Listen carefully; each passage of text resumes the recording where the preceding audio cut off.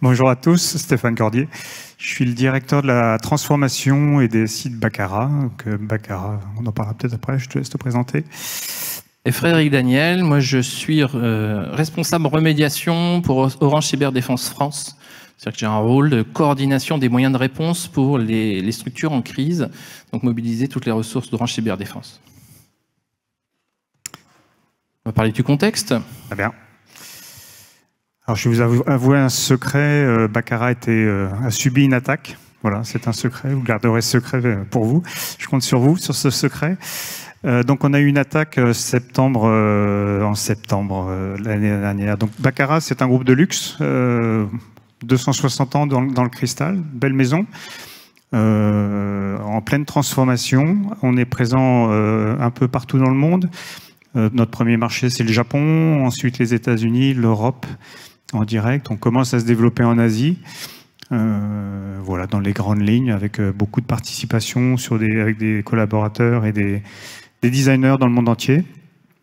Une entreprise de 1100 personnes, dont à peu près 700 qui sont purement à la manufacture, qui travaillent en 3/8 en permanence. Un four, ça ne s'arrête pas. Voilà, donc il y a des fours qui tournent depuis le début, qui ont été transformé, modernisé, mais un four, ça ne s'arrête pas, donc on travaille en permanence.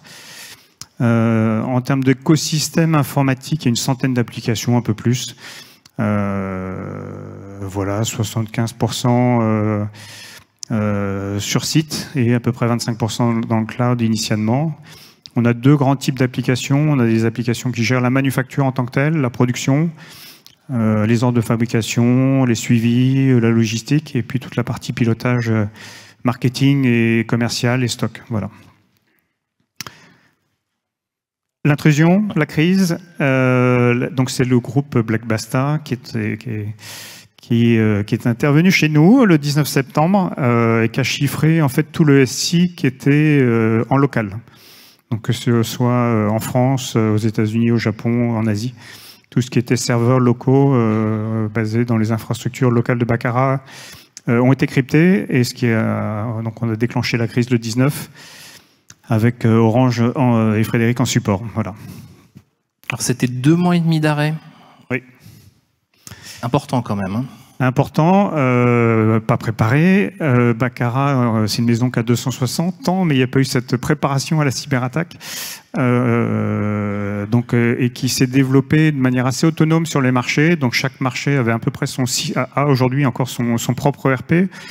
Ils ont leur propre réseau, ils ont leur propre gouvernance sur les systèmes d'information. Il n'y a pas de DSI Group, il n'y en avait pas, voilà, jusqu'à mon arrivée. Donc il a fallu faire rapidement un état des lieux, comprendre la situation, comprendre les dispositifs à mettre en œuvre, coordonner l'ensemble des actions au niveau global avec des acteurs qui étaient jusqu'à présent relativement autonomes sur un certain périmètre. Donc toute cette démarche à mettre en œuvre dans un délai très court. Voilà. On va voir un peu en détail comment ça s'est passé au moins. Mais avant ça, juste pour reparler un peu des méthodes d'attaque plus discrètes. Alors, je sais que dans l'assistance, il y en a qui connaissent assez bien ces méthodes, mais c'est vraiment pour faire un retour par rapport à ce que nous, on a vu en 2023. Parce qu'on entend en fait parler de plein de suppositions sur la manière dont les attaquants sont rentrés sur tel ou tel système. Est-ce que c'est de la vulnérabilité? Est-ce que c'en est pas? Aujourd'hui, ce qu'on voit quand même beaucoup, c'est plus des vols de comptes légitimes pour des accès initiaux sur le système d'information, donc par exemple des VPN sans MFA, des compromissions aussi via des supply chains, donc on a eu des compromissions via des comptes de fournisseurs, donc ça reste très prégnant et même plus important en fait sur 2023. Pourquoi? Parce que en fait les attaquants ils se rendent bien compte qu'on a mis de la sécurité en place, ils se rendent compte qu'il y a des outils type EDR ou autre. Et donc, ils cherchent des moyens d'être beaucoup plus discrets. Donc, on se retrouve avec des outils d'accès distant légitimes, des TeamViewer, des AnyDesk, tout ce qui peut être utilisé par un administrateur classique. Donc, ce qui leur permet, au niveau des EDR, de passer plus tranquillement. C'est des reconnaissances avec des outils légitimes. Dans Netscan et dans les grands outils qu'on voit régulièrement, ils utilisent des commandes Windows classiques, des applications que vous pouvez déployer de vous-même sur des serveurs. Des tentatives ensuite d'utilisation des vulnérabilités internes. Et donc là, on revient sur les grands sujets vulnérabilités qu'on nous met en avant depuis longtemps, mais qui sont finalement pas forcément les vecteurs d'entrée, mais plutôt les vecteurs de propagation et de diffusion pour ces attaquants. Alors, comme je dis, je vais passer assez vite, après l'élévation de privilèges, etc. On retrouve des choses assez classiques. Le chiffrement au niveau des hyperviseurs, où ils vont chiffrer directement les VMDK. Donc ça sera un sujet qu'on évoquera. Pourquoi? Parce que c'est plus compliqué d'aller chercher de l'information sur une VMDK chiffrée pour savoir ce qui s'est passé. Et puis ça vous fait effectivement beaucoup plus de dégâts. Et là, on va retrouver les sujets de vulnérabilité et les suppressions de sauvegarde qui restent encore très importantes aussi, parce qu'on a quand même des top vulnérabilités en 2023 qui ont été sur la virtualisation, sur le réseau, sur Vim. C'est-à-dire qu'on avait quand même la possibilité d'aller récupérer des comptes d'administration à un moment donné, et sur pas mal d'applications et de systèmes de messagerie. Donc je ne m'étends pas là-dessus, parce que après tout, ce qui est plus intéressant, c'est d'ailleurs ce qui s'est passé pour Baccarat. Oui, c'est bien.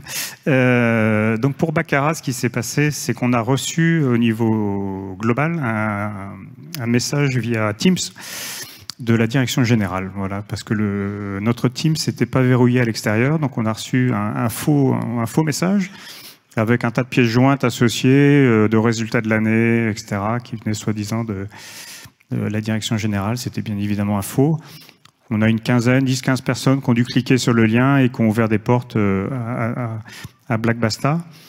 Le mail a été envoyé de mémoire le 14 septembre, voilà, on a noté. Et l'attaque s'est déclenchée le 19 au matin, globalement, aussi bien aux États-Unis, au Japon qu'en Europe. Donc la journée du 22 a été de comprendre un peu ce qui se passait, contacter l'ensemble des intervenants, travailler avec Orange assez rapidement pour commencer à mettre en place un plan de rémédiation sur la situation. On est encore dans un exemple assez court en fait entre l'intrusion et puis la réalisation de l'attaque. On est beaucoup moins dans les 90 jours qu'on évoquait à une époque, les 1 mois et demi. On en est, je dirais que ça a tendance à beaucoup se réduire. Alors par rapport à ça, on va regarder un peu les mesures. Mais au-delà des mesures elles-mêmes, qui sont des éléments qu'on voit assez régulièrement, vous êtes plutôt public averti, mais c'est plutôt les difficultés derrière pour mettre en place ces mesures dans la crise. Ça permet aussi du coup de se dire qu'il y a un intérêt à le faire avant.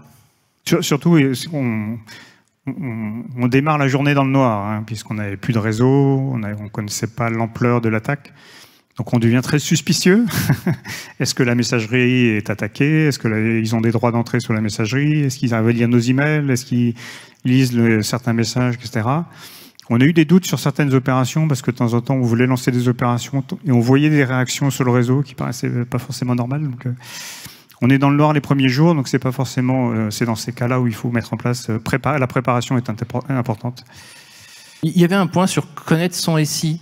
Ce qu'on dit toujours, c'est bien de connaître son SI, d'avoir une cartographie applicative, réseau, infrastructure. On a même tendance à dire qu'au final, l'attaquant a une meilleure connaissance du SI que vous. Comment ça s'est passé pour vous? Est-ce que c'est quoi un peu les éléments qui en ressortent là-dessus? Pour nous, la difficulté, c'est ce que j'ai expliqué au début, c'est que les marchés Japon, US, etc. étaient assez autonomes jusqu'à présent. Donc, ils avaient leur propre réseau, leur infrastructure. Ils géraient de leur côté leur politique de sécurité. Donc la première chose à faire, c'était de faire un état des lieux, d'avoir des cartographies, de comprendre comment était structuré le réseau, est-ce que les équipements réseau étaient à jour, voilà, de faire un petit état des lieux dans l'urgence, de récupérer la documentation quand on l'avait, parce que beaucoup de serveurs, de fichiers, etc. étaient cryptés, donc on n'avait pas forcément accès à pas mal de données de base. Donc première étape. Mais après, on parle beaucoup de préparation à la gestion de crise, d'avoir tous ces éléments de contact d'urgence, d'avoir les moyens de communication. Est-ce que par rapport à ces éléments, et du coup vous n'étiez pas préparé, est-ce que selon vous, ça aurait pu aider à réduire un peu ce délai ou à être plus efficace dans les premiers temps? Alors j'ai l'inconvénient ou l'avantage d'avoir subi deux cyberattaques dans 2 entreprises différentes. J'avais un peu de retour d'expérience, mais c'est vrai que Baccarat est une petite entreprise, une ETI. Le conseil de direction connaissait pas, n'avait jamais eu ce type d'expérience. Ma vision, c'est qu'aujourd'hui sur le marché, la partie informatique je dirais qu'elle est un peu plus facile. La plus grosse difficulté, c'est vraiment de gérer la crise, gérer la communication, gérer les clients. gérer le stress, gérer l'accompagnement nécessaire et la mobilisation des équipes. Bon, j'avais l'avantage de connaître déjà Orange pour une précédente cyberattaque, donc on a pu rentrer en relation assez facilement et démarrer. C'est pas le moment de faire un appel d'offres quand vous avez une cyberattaque pour savoir quel va être le meilleur acteur pour vous accompagner. Donc si vous avez anticipé ce genre de choses, c'est quand même plus facile. Voilà, tout simplement. Alors les autres aspects, c'est parti accès au système d'information, la maîtrise de ces accès. Donc moi, j'ai renoté un peu des éléments qu'on va appeler, on va mettre dans le cœur de confiance, même si surtout les deux principaux au-dessus. Mais si on regarde la partie segmentation, ségrégation réseau, ce qu'on disait, c'est qu'il y avait quand même beaucoup d'interconnexions entre les sites, entre les pays, et pas forcément de contrôle entre tout. Donc c'était un grand loft en termes d'image. C'est ce que je donnais en image au comité de direction, c'est que une fois rentré dans Baccarat, c'était un grand loft. On avait accès à toutes les pièces, toutes les documentations, voilà, tout. Et l'avantage, l'intérêt de segmenter en réseau, c'est de mettre des barrières et d'avoir des portes à ouvrir pour nos attaquants, tout simplement. Voilà. Donc on était un grand loft et on essaye aujourd'hui de segmenter un peu plus l'ensemble de notre réseau, mettre en place des passerelles de sécurité un peu mieux gérées, contrôlées. Voilà. Et la segmentation en pleine crise, quel retour là-dessus? Nous, ce qu'il faut voir, c'est que pendant 1 mois et demi, c'est pas loin, mais j'ai plus le souvenir des dates, mais presque 2 mois, on n'a pas eu de réseau du tout. Donc ça veut dire pas d'internet. Heureusement, une majorité de nos ERP sont en cloud. C'est bien parce qu'ils n'ont pas été attaqués. L'inconvénient, c'est qu'il faut du réseau pour y accéder.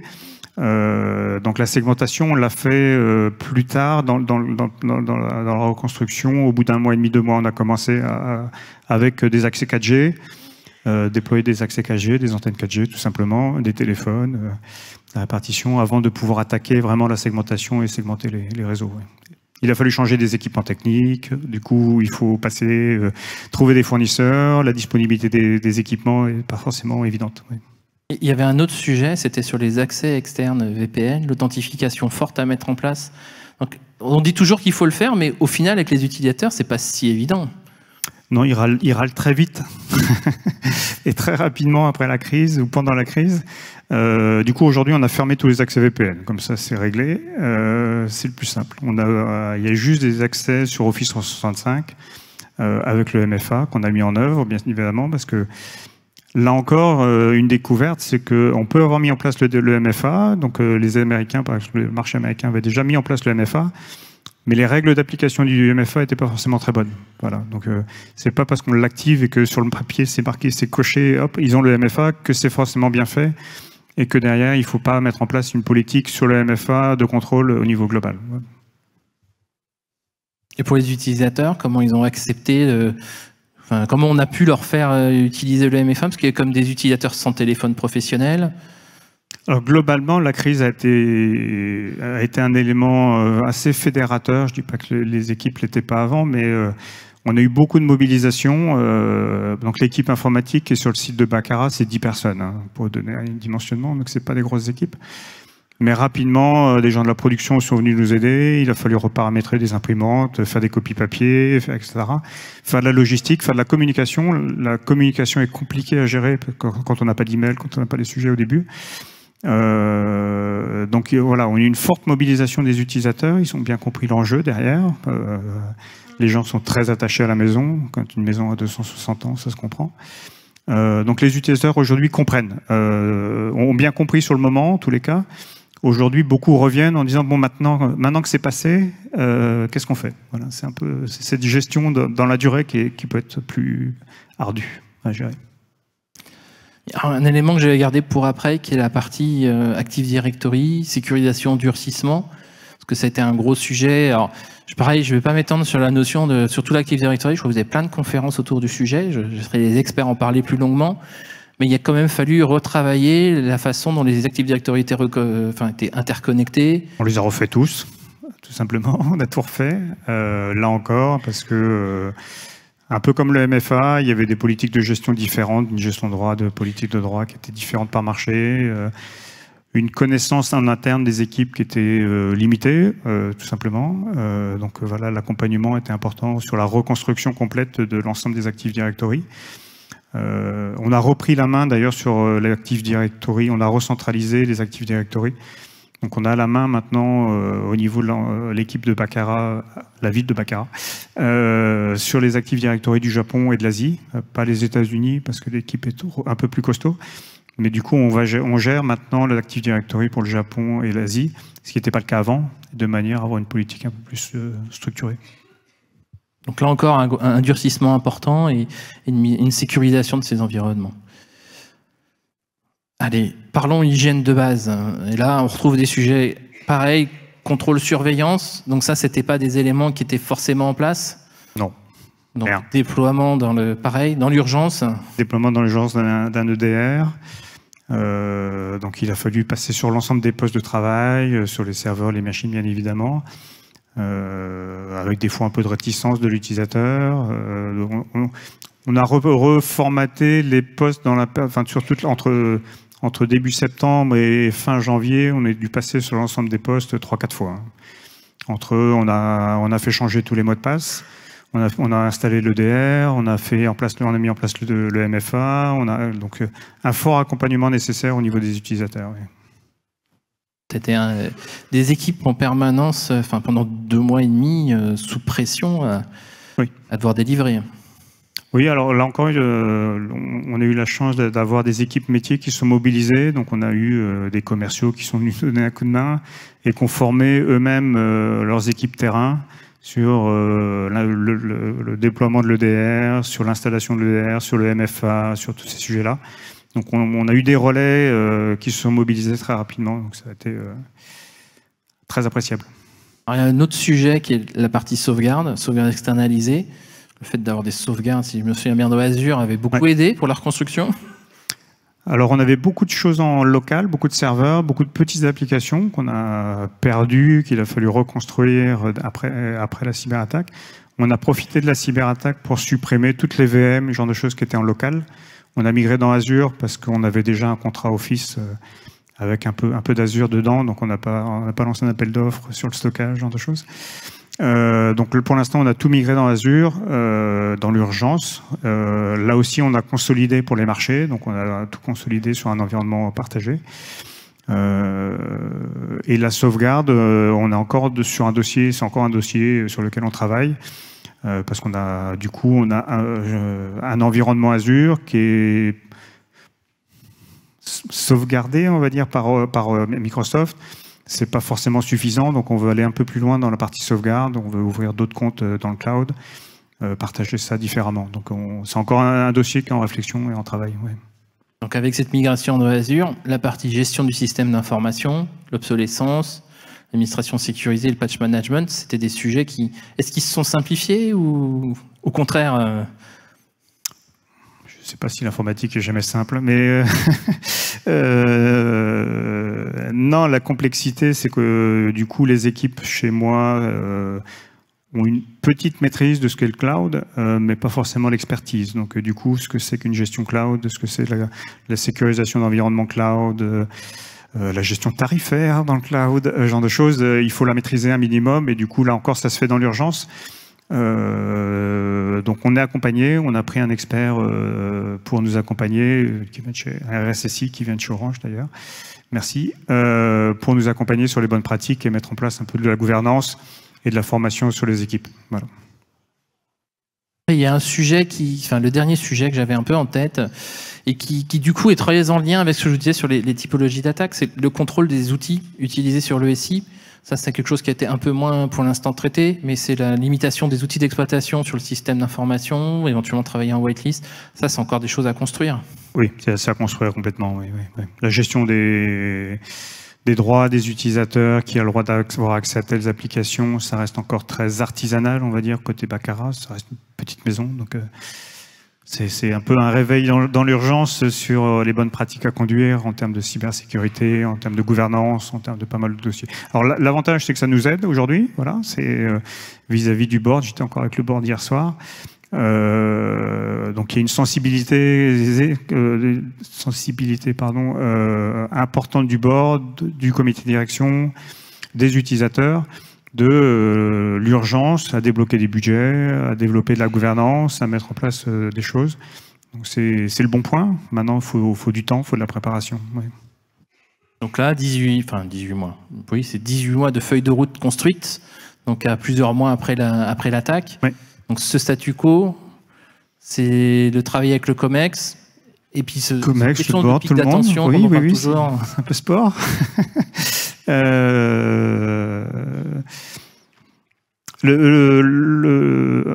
Un petit rétexte. Ce qui est compliqué, je pense que la partie informatique, globalement, c'est reconstruire. Je sais que c'est un peu mécanique. Il faut installer des serveurs, il faut mettre en place de la gouvernance, de la sécurité. Quelque part, c'est notre métier. Donc, on est sur des terrains un peu plus connus. Ce qui est plus compliqué, c'est gérer la communication de crise. L'avantage au niveau de Baccarat, c'est qu'on a communiqué tout de suite. Voilà, on a annoncé qu'on était attaqué. On a communiqué très largement nos clients dans la presse, auprès de tout le monde. On a été très transparent sur les risques. On a appelé tous nos clients, voilà, pour les prévenir. On les a appelés individuellement. Les grands clients, bien sûr, les clients qui passent, qui sont passagers moins. Mais on a communiqué largement pour préparer ça. Et aujourd'hui, c'est de construire la roadmap pour la suite.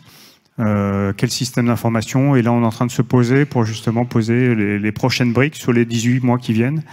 En partie dans l'urgence, parce que j'ai une pression du board, pour éviter que ça revienne, que ce serait un peu dommageable pour la maison.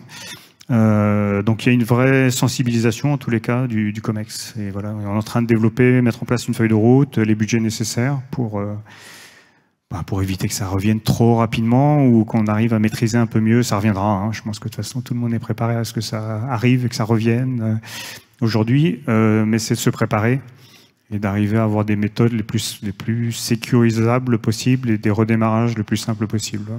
On a été embêté, j'ai encore 5 minutes avant les questions, on a été embêté sur des choses bêtes. On fait bien évidemment des expéditions dans le monde entier. On a été embêté sur, par exemple, l'outil de déclaration en douane, qui est un outil qui est en ligne aujourd'hui, qui est fourni par l'État français. Comme on n'avait plus de réseau, plus d'expédition à l'international. Ça paraît bête, on ne peut plus faire d'expédition avec des formulaires papier de déclaration sous douane. Donc il a fallu trouver des partenaires qui ont bien accepté, des transporteurs, de faire des déclarations sous douane pour nous. Donc voilà, c'est des petites choses comme ça qui ont forcément des impacts au niveau de vos organisations. Souvent l'ERP, vous le maîtrisez. C'est souvent ce qui est périphérique qui peut être embêtant. Dans un cas précédent, moi, c'était l'incapacité de faire les fiches de paye parce qu'on avait le système RH fonctionnait, hein, il était disponible, on avait tout le système. Mais les RH avaient besoin d'un fichier qui était sur un serveur, crypté, partagé et perdu. Donc, ils étaient dans l'incapacité de faire les fiches de paye. Donc voilà, c'est vraiment tout ce qui peut être périphérique, qui peut être dommageable. Merci Stéphane. Merci pour ce retour, ce partage. Merci. Bon, en dehors du petit secret, qui était au courant que Baccarat avait été attaqué? Dans la presse. Ah, quand même. Je me disais que ce n'était pas passé si inaperçu que ça. Eh bien, si vous avez des questions. Oui.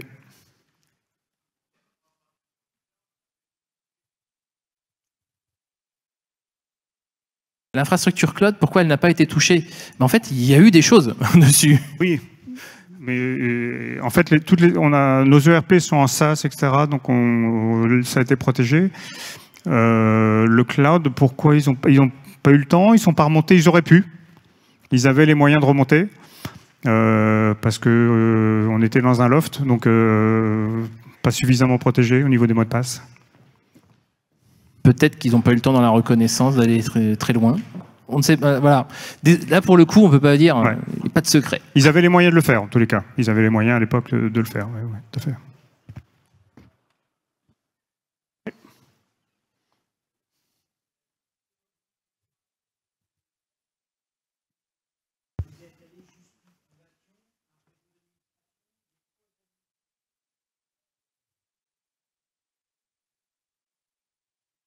Aujourd'hui, on n'a rien.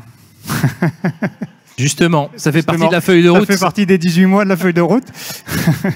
Non, en toute transparence, aujourd'hui, on n'a rien. On est en train de tout reconstruire, d'étudier les options et comment sécuriser. Il y a le réseau d'administration qui a été créé.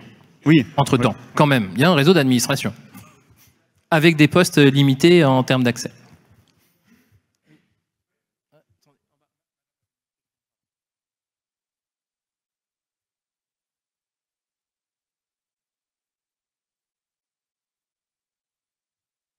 Alors, moi, je suis arrivé chez Baccarat fin 2022. J'ai fait faire un test d'intrusion, mais depuis l'extérieur de Baccarat, voilà, sans qu'il y ait une attaque phishing, on va dire, qui était assez positive. On n'avait pas de vulnérabilité évidente. Maintenant, j'avais pas eu le temps de faire une attaque, de tester les intrusions. Et c'est l'intrusion, voilà, c'était la faille la plus importante, puisqu'après, ils avaient accès à tout. Hein. Encore une fois, c'était l'histoire de Loft. Et j'avais démarré quelques mois aussi après une campagne de tests de phishing et de formation que sur la France pour tester une solution. Voilà. Donc on avait commencé à sensibiliser le personnel sur ce type d'attaque. Voilà. Bon, on commençait juste. Voilà. Donc, globalement.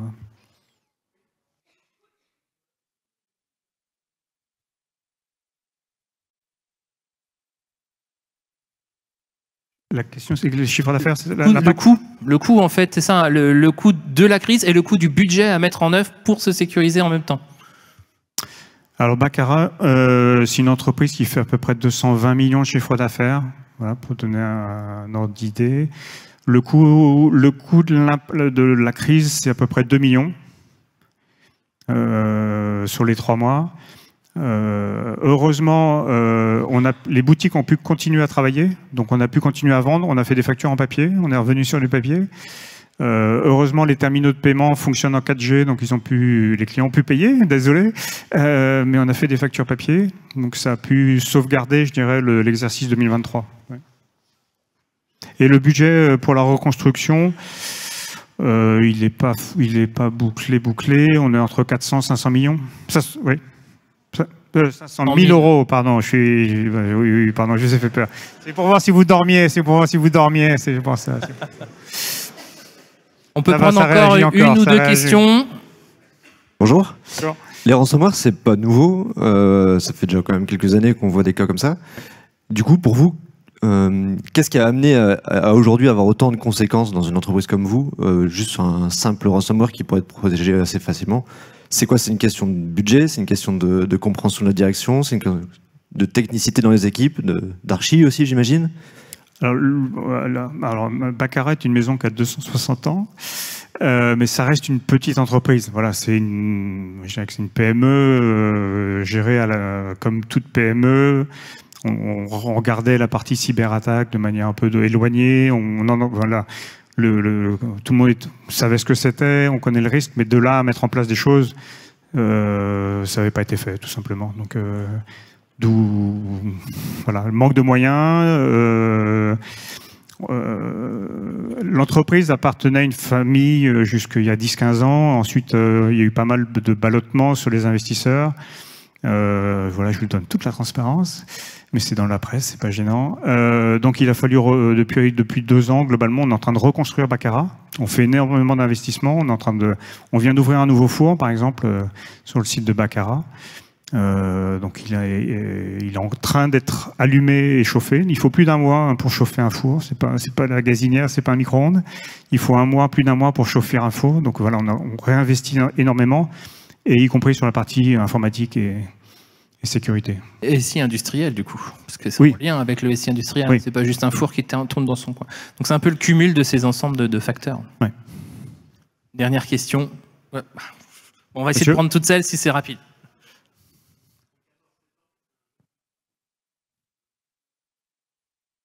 Un vendredi, je crois, le 19 septembre. Pour moi, c'était un vendredi. J'ai plus en tête. Le 22, en fait, ça s'est déclenché. Donc on est sur le vendredi.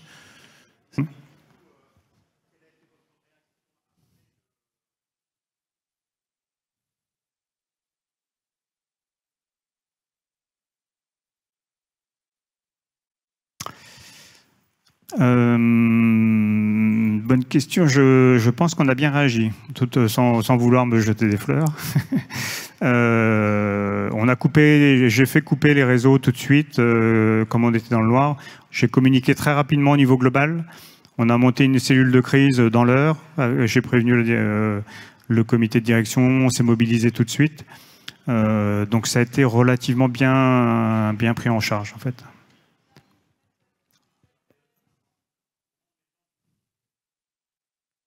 Au moment où les gens ont cliqué, par manque de sensibilisation, je vais dire, de l'équipe informatique, on n'a pas été assez loin dans l'analyse.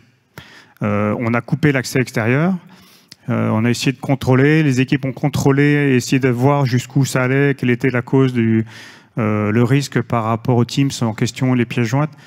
Elles n'ont pas été assez loin, je pense, par manque de connaissances et de compétences. L'équipe est réduite, encore une fois. On a besoin de reformer aussi les équipes informatiques. On a besoin de former le personnel sur c'est quoi les risques.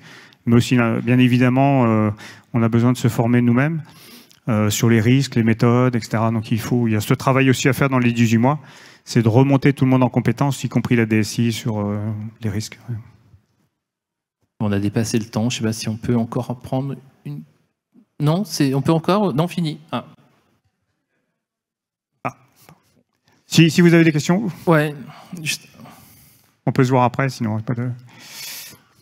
J'imagine que vous avez eu une certaine pression de la direction. Non. Non. Okay. En toute transparence, non.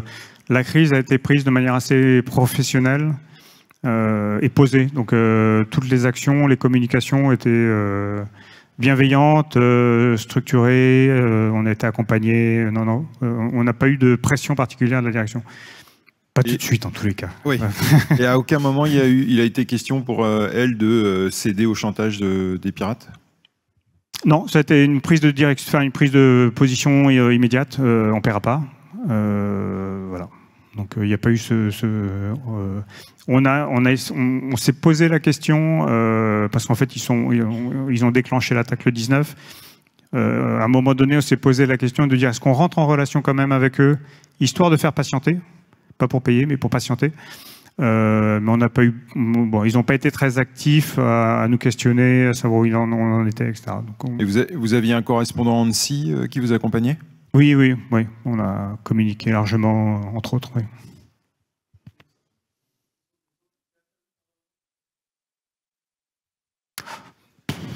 Oui, d'autres le font.